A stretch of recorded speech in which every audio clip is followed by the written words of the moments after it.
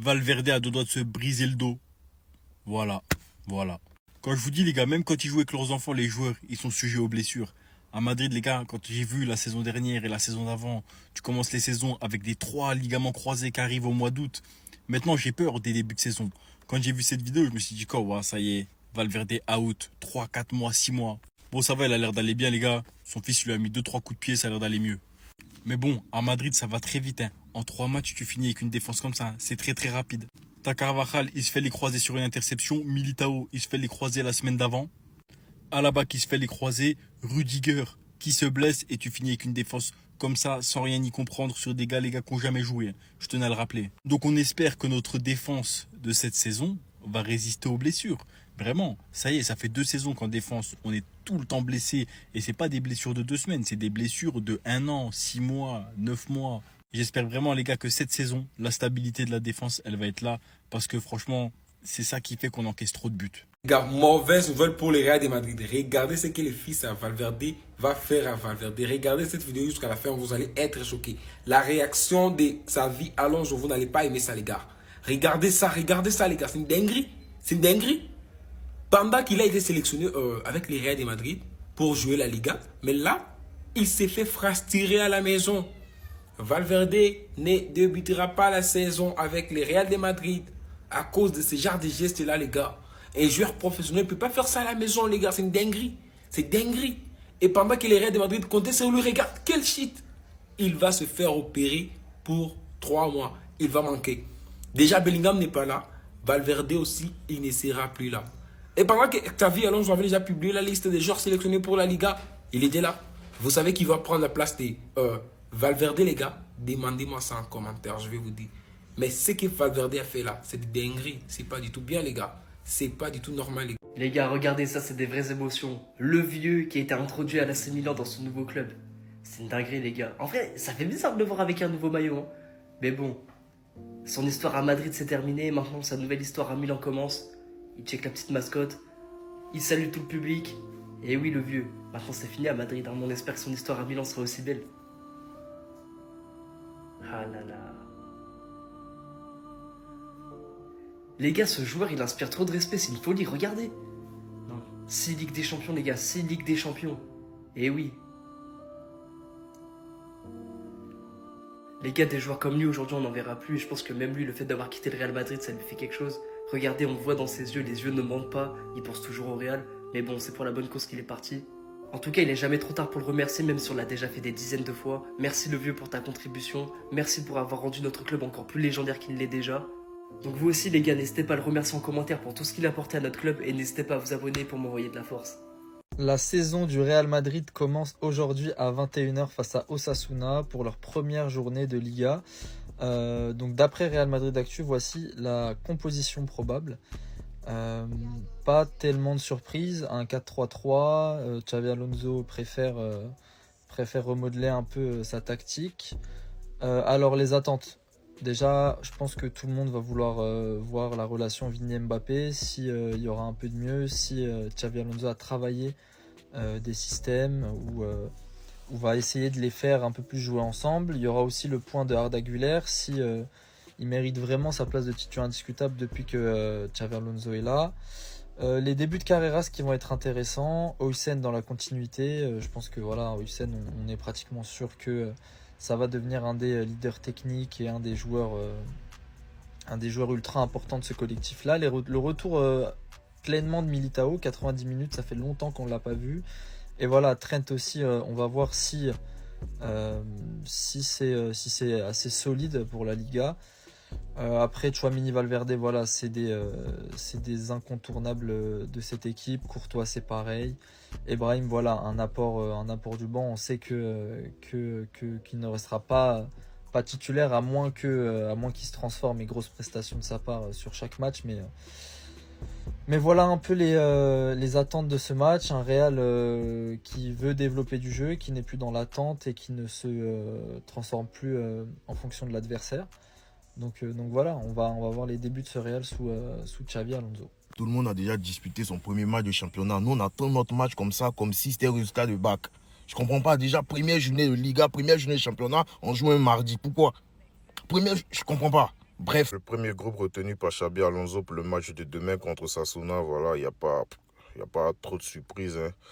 En défense correcte. Assis au milieu, assis, il y a Thiago. Il y a Thiago. Le jeune Thiago 2007, franchement, félicitations à lui. Il fait partie du groupe. Bon, ouais, tu as le jeune Mastroianni. Bon, moi j'aime bien la Masturbinho. Tu as Masturbinho aussi qui est dans le groupe pour affronter Osasuna. Apparemment, il choque tout le monde. Mastroianni, il m'a surpris. Il est sûr de lui, très mature. Il va très bien s'adapter. Voilà ce que je disais. Le gars, il choque par sa qualité de pied. Il a un très bon pied gauche. Il a ce sang argentin en lui. Tu vois, c'est un vrai argentin. Tu vois, cet esprit argentin dans le groove. Tu vois un peu de quoi je parle. Il ramène ça. Les gars trouvent que voilà, il s'adapte, va très vite s'adapter et c'est une bonne chose. J'ai l'impression que ça fait que 5 ans que j'attends ce match. Je sais pas. Premier match de Liga, on est là, on attend comme ça. Plus ce mardi encore. Wesh. Voici la compo probable donnée par le journal du Real avec les positionnements qu'il y aura probablement. Jusqu'à là, rien ne me choque. Thibaut Courtois, Trent, Hussein, Militao, Carreras, milieu, Tchouaméni, Güler, Valverde. Et c'est là où il y a une nouveauté. Brahim Diaz, Vinicius en neuf et Mbappé à gauche. Attention, ne venez pas tomber sur Mbappé ou je ne sais pas quoi. Moi, je vois un peu plus loin que ça. Pour moi, c'est pas plus mal que Vinicius soit en neuf pour demain. Et ça peut lui donner confiance en lui. Je m'explique. En sachant que au dernier match, Vinicius était sur la gauche, il n'a pas été dangereux, il n'a pas eu d'attaque, et il était souvent sans ballon, même s'il faisait des bons replis défensifs, etc. Pour moi, le fait de le mettre en neuf, ça va le forcer à créer du jeu. Ça va le forcer à vouloir marquer. En sachant que Mbappé va lui ramener le danger par la gauche et Diaz par la droite. Güler sera là pour le servir. Pour moi, ça peut que l'aider à avoir confiance en lui. Ça ne sera pas son poste définitif, ça on le sait très bien. Mais je pense que Xabi Alonso l'a mis en neuf pour pouvoir lui laisser l'opportunité en fait, de marquer, de retrouver sa grinta. Là, il sera au cœur du jeu. Il n'aura pas à ramener la balle par la gauche. Là, il sera servi. Maintenant, donnez-moi votre avis en commentaire sur cette composition-là. Et si pour vous, mon blabla de juste avant est cohérent ou est complètement faussé. Les amis, aujourd'hui est un des plus grands jours de l'histoire, parce que quelque chose qui nous dépasse à tous les niveaux est de retour.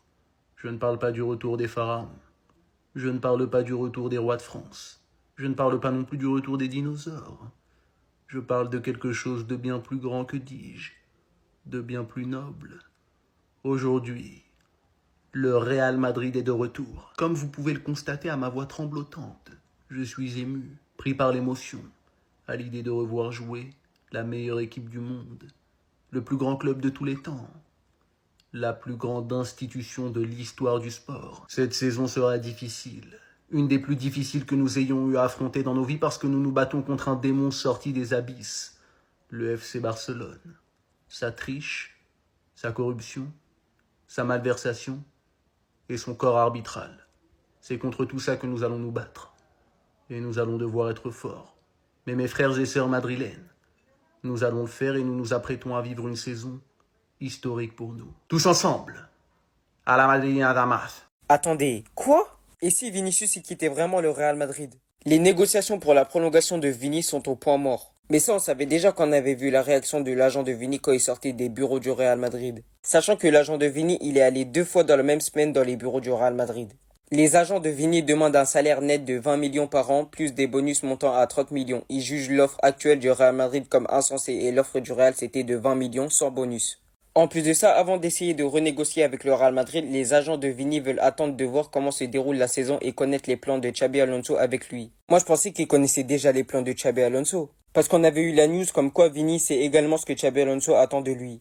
Mais bref, Vini, à force de trop demander pour sa prolongation, il pourrait quitter le Real Madrid. Même si pour moi, il a pas trop tort de faire ça vu tout ce qu'il a gagné avec le Real Madrid en étant un acteur majeur. Mais est-ce qu'au final, Riles, il avait pas raison concernant Vinicius? Il avait dit qu'il y avait un truc étrange avec Vinicius et que c'est très bizarre et il avait peur d'une mauvaise surprise. Mais si vous étiez le Real Madrid, est-ce que vous aurez prolongé Vinicius avec un salaire à 30 millions par an ou est-ce que vous l'aurez vendu? Dites-moi ce que vous en pensez dans les commentaires. Sur ce, n'hésitez pas à vous abonner, à liker et à republier le TikTok. Du côté du Real, s'il y a bien un joueur qui me préoccupe, les gars, c'est Vinicius. Est-ce que Vinicius va réussir à se relever malgré tout ce qui s'est passé durant la dernière année? Alors les gars, c'est du délire. Vinicius, il y a un an, c'était lui le meilleur joueur du monde. C'est lui qui avait fait la meilleure saison. C'était lui l'un des grands favoris au Ballon d'Or. Un an plus tard, certains se demandent qu'est-ce qu'il fout dans le top 30 au Ballon d'Or. Après, mentalement, s'il a autant chuté, les gars, c'est normal. Il se fait gifler au Classico, il dit qu'il va récupérer son Ballon d'Or. Au final, c'est Rodri qui le remporte. Il explique qu'il allait en faire 10 fois plus. Au final, tout le monde se fout de sa gueule et explique qu'il en a fait 10 fois moins.